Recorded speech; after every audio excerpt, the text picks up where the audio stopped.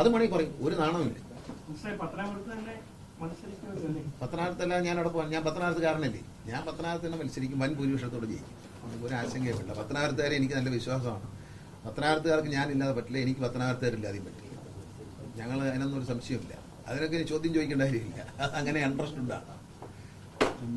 പത്തനാപുരത്തുകാർക്കല്ലേ അഭിമാനം. KSRTC നല്ലൊരു നിലയിലേക്ക് വളർത്തിക്കൊണ്ടുവരുമ്പോൾ ഓരോ പത്തനാപുരത്തുകാരനും ഹൃദയത്തിനുള്ളിൽ ഏറ്റവും അഭിമാനം തോന്നുന്ന പോകുന്നതാണ്. അവരുടെ MLA ആണ്, അവരെ മന്ത്രിയാണ്, അവർ MLA ആക്കിയ, അവർ മന്ത്രിയാക്കിയ ഒരാളാണ് KSRTCയെ നന്മയിലേക്ക് നയിക്കുന്നു പറയുമ്പോൾ പത്തനാപുരത്തുകാർക്ക്, ലോകമെമ്പാടുമുള്ള പത്തനാപുരത്തുകാർക്ക് അഭിമാനം തന്നെയാണ്. ഈ ടൂറിസം സർക്യൂട്ട് എന്ന് പറഞ്ഞിട്ട് നമ്മുടെ ഈ ജലഗതാഗതവുമായി സഹകരിച്ചിട്ടൊരു പദ്ധതി നിയമസഭയിൽ വെച്ച് റെഡിയായി. എങ്ങനെയാണ് അതിന്റെ പദ്ധതി സ്റ്റാർട്ട് ചെയ്യാൻ സമയമായോ? അത് റെഡിയായി. അതിനുള്ള പാതിരാമണലിൽ അതിനുള്ള ഒരു ഒരു ആംഫി തിയേറ്റർ, പരിസ്ഥിതി സൗഹൃദത്തോടെ ആംഫി തിയേറ്റർ പണി പൂർത്തിയായി വരികയാണ്. അതൊരു 10-20 ദിവസത്തിനുള്ളിൽ തീരും.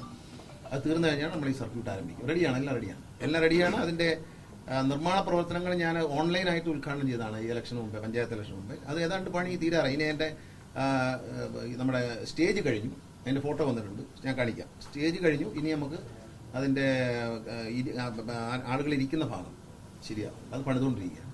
ഒരു 10-20 ദിവസത്തിനുള്ളിൽ തീരും. ഒരു ജനുവരി അവസാനം ഫെബ്രുവരി ആദ്യത്തോടെ നമ്മൾ അത് ആലപ്പുഴയിൽ നിന്ന് ആരംഭിച്ച് കറങ്ങി പാതിരാമണലിൽ വരും. അവിടെ ഈ കലാപരിപാടികളൊക്കെ ആശ്രയിക്കാനുള്ള പറഞ്ഞതുപോലെ തന്നെ ആ നിയമസഭയിൽ പ്രസംഗിച്ച അതുപോലെ ചെയ്തിട്ടുണ്ട്, നന്നായി ചെയ്തിട്ടുണ്ട്. ഞാൻ പറഞ്ഞതിനേക്കാൾ മനോഹരമായി അവർ ചെയ്തിട്ടുണ്ട്. എല്ലാ ദിവസവും കലാപരിപാടികൾ കാണാൻ വൈകിട്ടാകുമ്പോൾ അതിന് മുമ്പ് പോകുന്ന വഴിക്ക് കയറ് പിരിക്കുന്നത്, ബോട്ട് നിർത്തി കൊടുക്കും, കയറ് പിരിക്കുന്നത് കാണാം. പണ്ട് കയറ് പിരിക്കുന്നത് ഇപ്പം കാണാൻ കിട്ടില്ല. ആട്ടിനകത്ത് കയറ് പിരിക്കുന്നത്, പിന്നെ സ്ത്രീകൾ അങ്ങനെ ചെയ്യുന്ന അത്, പിന്നെ ഈ ഓല കൊണ്ടുള്ള ഓല മെടയുക, ഇതെല്ലാം കാണിക്കും. ഓല മെടയുക, ഓല കൊണ്ട് തൊപ്പി ഉണ്ടാക്കുക. അപ്പോൾ ഓല മെടയുന്നത് കണ്ടിട്ടില്ല. ഇപ്പോൾ ഓല കൊണ്ട് മേഞ്ഞ വീടൊന്നും ഇപ്പോൾ ഇല്ല. അപ്പോൾ ഓല എങ്ങനെ മെടയുന്ന ഇന്നത്തെ ജനറേഷൻ കണ്ടിട്ടില്ല. അപ്പോൾ നമ്മുടെ പഴയ ആൾക്കാരിരുന്ന് ഓല മെടയുന്നത്, ഓല കൊണ്ട് പന്തുണ്ടാക്കുന്നത്, ഓല പീപ്പി, ഓല പമ്പരം, ഇതൊക്കെ ഉണ്ടാക്കിയിട്ട് അവിടെ വിൽക്കാൻ വയ്ക്കും. വേണമെന്നുണ്ടെങ്കിൽ വാങ്ങിക്കാം.